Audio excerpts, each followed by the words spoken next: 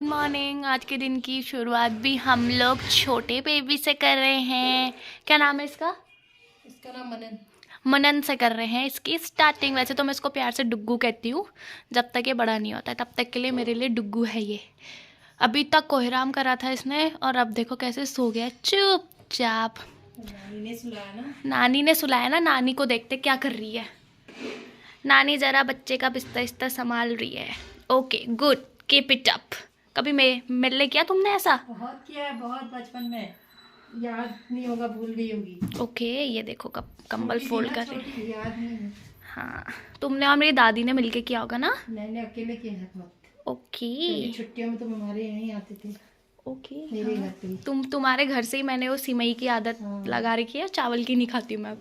इसको देखो इतना हल्ला हो रहा है और बिल्कुल सोया है ये। बड़ी मुश्किल से कुछ। दादी देखो बड़ी मुश्किल से सोया है बली। ठीक है अब बाय, मैं जा रही हूँ ऑफिस को। Okay bye. बाय। मैं तुम्हारे कीनू लेकर चले गई हूँ, ठीक है? दोबारा कुछ मत कहना। कोई बात नहीं, सब तुम्हारे लिए है, बच्चों के लिए होता है। अभी क्या कह रही थी? अभी मेरे बेइज्जती कर रही थी। ये नातिनी ऐसी होती करके लेकर चले गई कीनू। बच्चों के लिए होता है, बच्चों के लिए रखा है मैंने। कोई भी बच्चा खा सकता है। दादा अभी क्या बोल रही थी ये बताओ जरा। मतलब तुम दोनों का मुंह नहीं जानता हूँ, दिल के अंदर में बताया तुम दोनों ठीक ही हो, जो लोग को कर रहे हो ठीक है, तुम उसको सोच रही हो। उससे पहले क्या बोल रही थी वो? पहले तुमने किलो तू लाई होगी, तूने 2 दाने लाए थे, 4 दाने लाए थे, 2 ले गई। हाँ बस।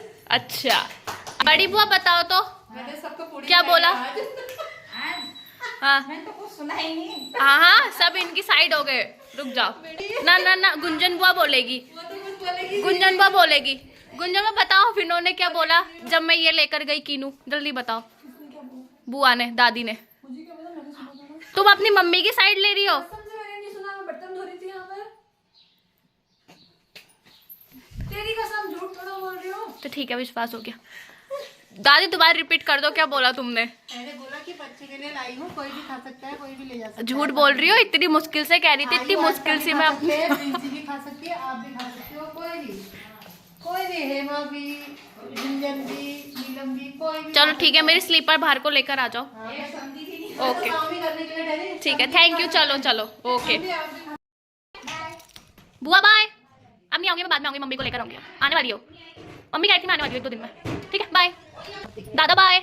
आप इसमें बैठने वाले हो तो यहाँ पे क्यों रखा है फिर धूप में? गुड, काम करो काम करो, अच्छा काम कर रही हो। शाबाश। कितने रुपए दिहाड़ी मिल रही तुमको यहाँ? दिहाड़ी में थोड़ी करते हैं, नाटी का काम। ओहो नाटी है, बुरा मेरा कुछ नहीं। यार गोल्ड गोल्ड किधर गया तुम्हारे? कड़े वड़े नहीं बने? बड़े बड़े तो सब दे कड़े नहीं बनाए दादा आपने? ना, तो चॉकलेट भी नहीं दी है, कड़ी तो बड़े चॉकलेट तो मेरे को दी थी। नाम के बाद तो आज हो गई है बात, ठीक है कड़े की। ब्लॉगर भी तो ऐसे हैं हमारे, जो नाम के बाद आई नहीं। आ तो गई।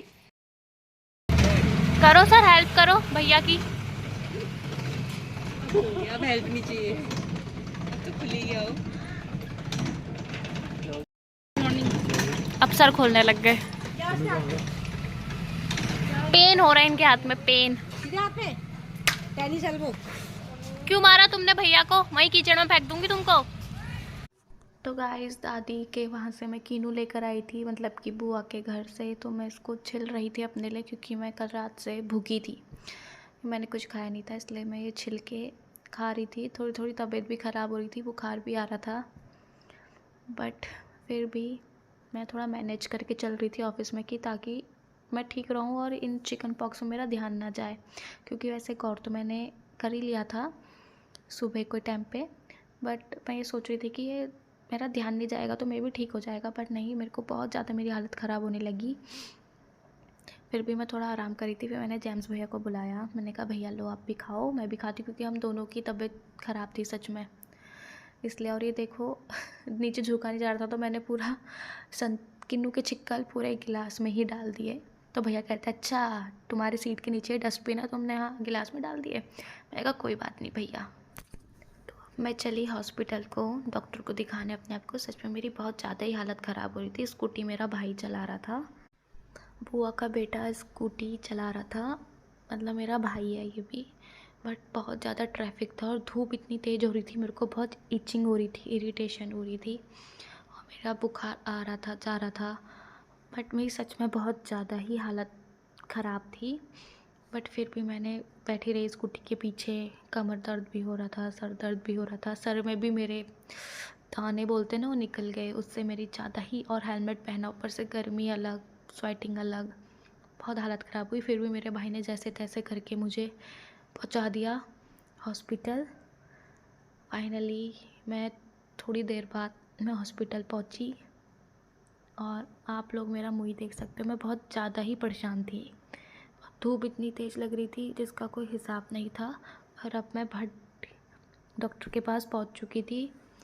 फिर मैं यहाँ से अंदर को गई, तब तक मेरा भाई महाराज चाबी ही स्कूटी में भूलकर अंदर आ गया।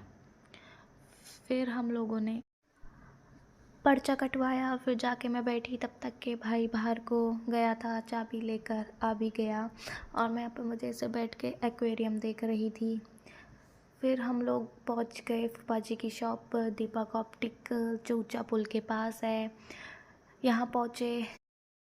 गाइस फाइनली मैं अब अपने रूम पे आ चुकी हूँ और मेरी तबीयत बहुत ख़राब है, बुखार आ रहा है, जा रहा है, पूरे बॉडी में पेन हो रहा है। क्या बताऊँ, चिकन पॉक्स की स्टार्टिंग हो रही है, बट मुझे पूरे बॉडी में ऐसा लग रहा है कि कोई लाल चींटी ने इतना बुरा काट दिया है, या बहुत इरिटेशन हो रही है, ईचिंग हो रही है। मुझे क्या बताऊँ मैं आपको, मेरी हालत बहुत बुरी हो रही है। और मेरी आँखें तो पूछो ही मत, इतनी नींद भी आ रही है, पर सोऊं कैसे, कुछ खाने का भी मन नहीं हो रहा है क्योंकि मेरे गले में भी बहुत दर्द हो रही है। पता नहीं गले में क्यों हो रही है, पानी तक भी नहीं पिया जा रहा है।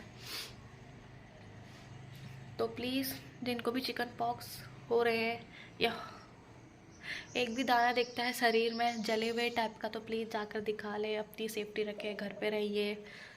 बाकी और मैं क्या बोलूँ, तो बहुत बुरी हालत हो रही है। हॉस्पिटल गई थी, डॉक्टर ने 5 दिन का रेस्ट बोल रखा है, बाहर भी नहीं, बोलते हैं ना कोरोना में क्वारंटीन, वही मेरे हाल हो चुके हैं।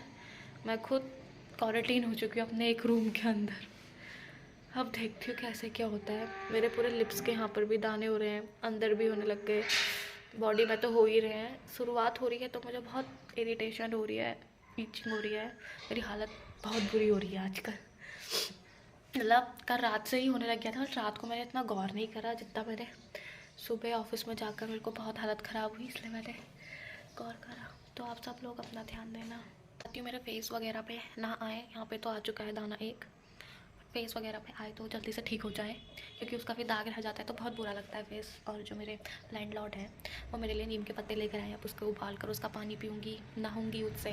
बाकी अभी सुमित भैया, कोमल, दिव्या मैम लोगों से बोलती हूँ प्लीज़ मेरे को कुछ मेडिकल वाला सामान देकर चले जाएँ क्योंकि मेरी सच में बहुत बुरी हालत हो रही है। हंसी भी आ रही है अपने आप को देख के, रोना भी आ रहा है, मैं क्या करूँ, मेरे को कुछ समझ में भी नहीं आ रहा है। तो प्लीज़ ध्यान देना आप लोग भी।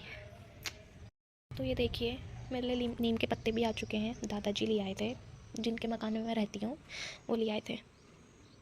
अब इसको उबाल कर थोड़ा अपने लिए पानी भी पीऊँगी, नहाऊँगी भी इसी पानी पत्तों से ही, नहाना भी पड़ेगा। मम्मी को मेरा बुलाने का मन नहीं कर रहा है और मेरा घर जाने का भी मन नहीं कर रहा है क्योंकि अभी बहन को हुए थे, फिर मुझे हो गए, फिर कहीं मम्मी को और भाई को हो जाएंगे तो कौन करेगा, क्या देखेगा। तो मिलते हैं आपसे थोड़ी देर में। तो गाइस मेरा नीम का पानी उबल रहा है और इसी बीच में मेरे ये हाथ का नाखून ये भी गया, पूरा खून खून भर गया। अब कैसे तोड़ हो रही है इसको, छी यार। तो गाइस मेरा मेडिकल वाला सामान भी आ चुका है। ऐसा लग रहा है कि मैं कहीं कोई जंग जीतने जा रही हूँ 5-6 दिन के लिए। चलो मिलते हैं आपसे अब थोड़ी देर में। और मेरा कोई कुरियर भी आया था, वो भी भैया दे गए मुझे, ये रखा है, देखते हैं। तो गाइस रात के 11 बज चुके हैं और मेरी नींद आ रही है, जा रही है, बहुत ईचिंग हो गई है मुझे, बोलते हैं ना खुजली।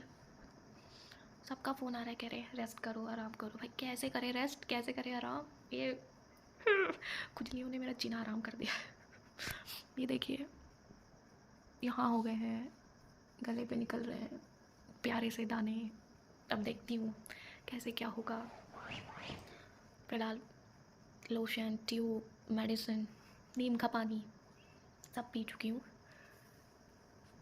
शायद से कल मम्मी भी आ जाएगी क्योंकि हालत बहुत ख़राब हो रही है मेरी, इसलिए। बाकी देखते हैं क्या होगा। खाना तो कुछ खाया भी नहीं जा रहा है क्योंकि मेरे गले में के अंदर भी दाने निकल गए हैं, तो पानी तक नहीं पिया जा रहा है। मुझे पता है मैं कैसे पानी पी रही हूँ, इतना रोना आ रहा है, हंसी भी आ रही खुद को देख के, रोना भी आ रहा है। जब ये चिकन पॉक्स मेरी बहन को हुए थे ये 1-2 मार्च को, तो मैंने उससे कहा था काश ये मुझे हो जाए। तो गाइस आप यकीन नहीं मानोगे, मुझे आज हो गए 18 तारीख है आज मार्च।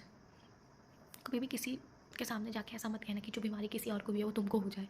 तो वही रिएक्ट हो गया मेरे ऊपर कि वही चीज़ टू सेम उसको हुई थी, उसकी जो हालत हुई थी उसको देख के मुझे बहुत अजीब सा लग रहा था। वही हालत आज मेरी हो गई है यहाँ पे।